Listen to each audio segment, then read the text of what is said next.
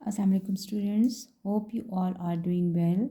Today we will start our first unit, unit number 1 of English on page number 1, and the name of the lesson is National Anthem. And in Urdu we will say National Anthem को हम उर्दू में क्या कहते हैं? कौमी तराना।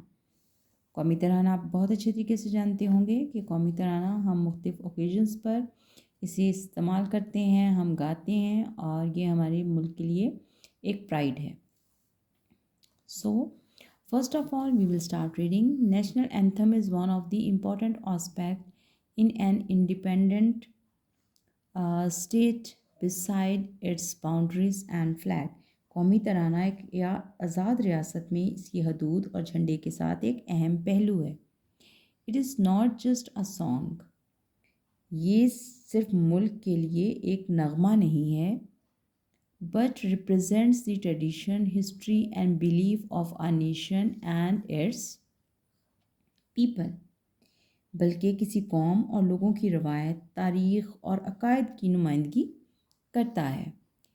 It honors the struggle of nation behind it. ये क्या करता है? ये कौमों की जद्दोजहद को इज़्ज़त देता है।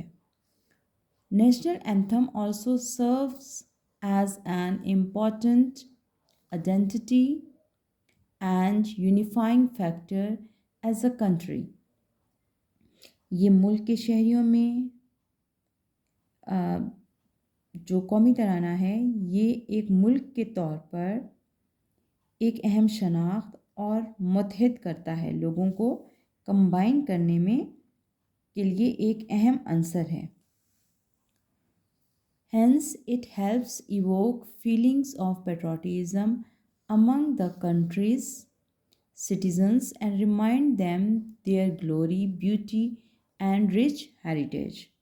ये क्या करता है? ये मुल्क के शहरियों में हिब्बुल वतनी के जज्बात को उभारता है और इन्हें इनकी कौम की शान, खूबसूरती और भरपूर विरसे की याद दिलाता है। Now, there is the national anthem of Pakistan. आपने उर्दू में अक्सर नेशनल एंथम देखा होगा। So now this is in English. May the holy land stay glad. पाक सरजमीन खुश रहो। Beauteous rim stay glad. खूबसूरत दायरे खुश रहो। Though the sign of high resolve. आला अज़्म की निशान हो। O land of Pakistan, ए धरती Pakistan. Citadel of faith, stay glad. ईमान का गढ़ यानी ईमान का किला या जहाँ हम इकट्ठे होते हैं, ईमान का गढ़ खुश रहो। Order of the Holy Land, पाक सरजमीन का हुक्म। Power of the fraternity of the populace, अवाम के भाईचारे की ताकत।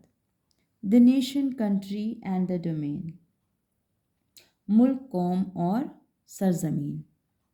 Every luminous remain,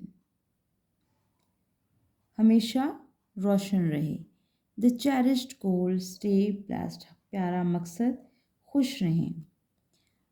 Flag with the star and crescent, सितारे और हिलाल के साथ।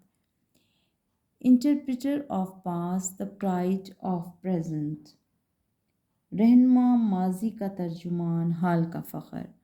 Soul of the future, मुस्तकबिल की रूह। Shadow of the grandeur of God, खुदा की अज़मत का साया। सो ये हमारा कौमी तराना था जो हमने इंग्लिश में देखा कि इंग्लिश में कैसे लिखा गया है। सो नाउ द नेक्स्ट, इन दिसंबर 1948, ये हम हिस्ट्री पढ़ेंगे कि नेशनल एंथम जो है वो स्टार्ट कैसे हुआ। In December 1948, the newly formed government of Pakistan founded the National Anthem Committee (NAC) and gave them the task of composing music and lyrics for the official National Anthem of Pakistan. दिसंबर 1948 में पाकिस्तान की 9 तश्कील शुदा हुकूमत ने कौमी तराना committee की बुनियाद रखी जिसे NSE कहा गया, और इन्हें पाकिस्तान के सरकारी कौमी तराने के लिए मौसीकी और धुन तरतीब देने का काम दिया गया। The NSE was chaired by Sheikh Mohammed Ikram. The information secretary and the member included several poets, politicians and musicians, including Ahmad Ghulam Shagla and Hafiz Chalandri. NSE की सदारत शेख मोहम्मद इकराम जो कि सेक्रेटरी इत्तलात थे उन्होंने की, और उन मेंबरान में अहमद ग़ुलाम अली छागला और हफीज़ जलंधरी समेत कई शायर शामिल थे, सियासतदान शामिल थे और मौसीकार भी शामिल थे। So after completing the reading हमने कंप्लीट कर ली। सो अब हम देखेंगे कि यहाँ पर कुछ वर्ड मीनिंग हैं जो आपके लिए लिखे गए हैं। वो उर्दू में भी लिखे हैं और इंग्लिश में भी लिखे गए हुए हैं। First of all we will read the first word. The first word is national anthem, जिसे हमने उर्दू में कहा कि वो कौमी तराना कहलाता है, और इंग्लिश में हम कहते हैं अ कंट्रीज़ ऑफिशियल पेट्रियाटिक सॉन्ग। वो सॉन्ग जिसको सुनकर हमारे दिल में हिब्बुल वतनी का जज्बा पैदा हो, जिसको सुनने के बाद हमें अपने वतन से और मोहब्बत महसूस हो, that is called national anthem. The second word is tradition and the meaning is custom, यानी जो हमारे रस्म व रवाज हैं, हमारी रवायात हैं, उनको हम ट्रेडिशंस कहते हैं। नंबर थर्ड पे है ऑनर्स। ऑनर्स का मतलब है रिस्पेक्ट और प्रेज़, यानी इज़्ज़त करना, इज़्ज़त देना, तारीफ़ करना, that is the word is honours. Number four है पेट्रोटिज़म, मीन्स पेट्रोटिज़म किसे कहते हैं? हिब्बुल वतनी को, वतन से मोहब्बत को, devotion to one's country. Number five heritage. What is the meaning of heritage? Things pass down from previous generation, यानी वो चीज़ें जो हमें वरासत में मिलती हैं और जनरेशन टू जनरेशन हम तक पहुंचती हैं, दैट इज़ सकाफ़ती विरसा। Number five it is realm, a kingdom means बादशाहत, सल्तनत। Number seven citadel, a strong fortress और मजबूत किला। Number eight fraternity means brotherhood, भाईचारा या अखुवत, जो हम आपस में एक दूसरे के साथ प्यार का इजहार करते हैं या मोहब्बत का इजहार करते हैं या एक दूसरे के दुख दर्द को महसूस करते हैं, दैट इज़ भाईचारा। And the ninth number is luminous means shining, और रोशन को कहा गया है।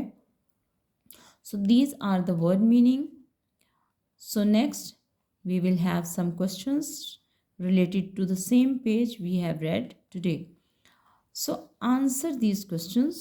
Number one is write any 5 facts about the national anthem of our beloved country Pakistan. Pakistan का जो नेशनल एंथम है उससे रिलेटेड हमें 5 फैक्ट्स लिखने हैं कि उसे किसने लिखा, वो कब बनाया गया, कब कंपोज हुआ, ये सारी चीज़ें आप इसमें शामिल करेंगे। So first of all on number one, the national anthem of Pakistan is officially known as कौमी तराना। पाकिस्तान के का जो नेशनल एंथम है उसे उर्दू में हम ऑफिशियली कौमी तराना कहते हैं।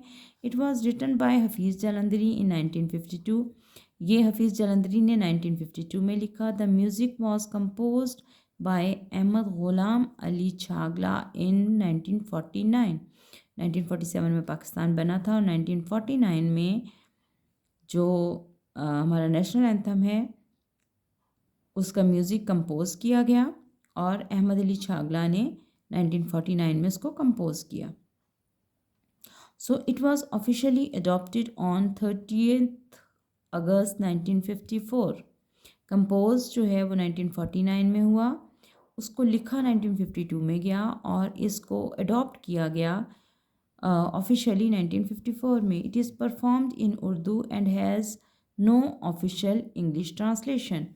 इसे उर्दू में लिखा गया है और इसकी इंग्लिश ट्रांसलेशन हमारे पास नहीं है। So what do you think having a national anthem is important for a state? और हमारे पास क्वेश्चन है कि आप ऐसा क्यों सोचते हैं या आप ऐसा क्यों समझते हैं कि नेशनल एंथम जो है वो किसी भी मुल्क के लिए बहुत इम्पॉर्टेंट है। तो इसके लिए हमारे पास कुछ फैक्ट्स लिखे गए हैं जो कि 3 फैक्ट्स हैं। इट इज़ इम्पॉर्टेंट बिकॉज, ये क्यों ज़रूरी है। सिम्बोलाइजेस नेशनल आइडेंटिटी, ये कौमी शनाख्त को ज़ाहिर करता है, ये उसका निशान है। Inspires patriotism and pride in citizens, ये हिब्बुल-वतनी का जज्बा पैदा करता है और जो शहरी हैं उनमें फ़ख्र पैदा करता है। Represents the country's value at official events, और जब हमारे पास ऑफिशियल इवेंट्स होते हैं तो हम अपने मुल्क की जो रवायात हैं, जो वैल्यूज़ हैं, उनको प्रेजेंट करते हैं, और उनमें से नेशनल एंथम भी हमारे पास एक अहम इवेंट है। सो स्टूडेंट्स, आज का लेसन यहीं तक ख़त्म होता है। जितना भी काम आपको करवाया गया है, including your question answers and word meanings, उस तमाम काम को आप लूज शीट्स पर कॉपी कीजिए और उसे याद कर लीजिए। आज तक का लेक्चर यहीं तक का था। अल्लाह हाफिज़, इंशाल्लाह कल मिलेंगे।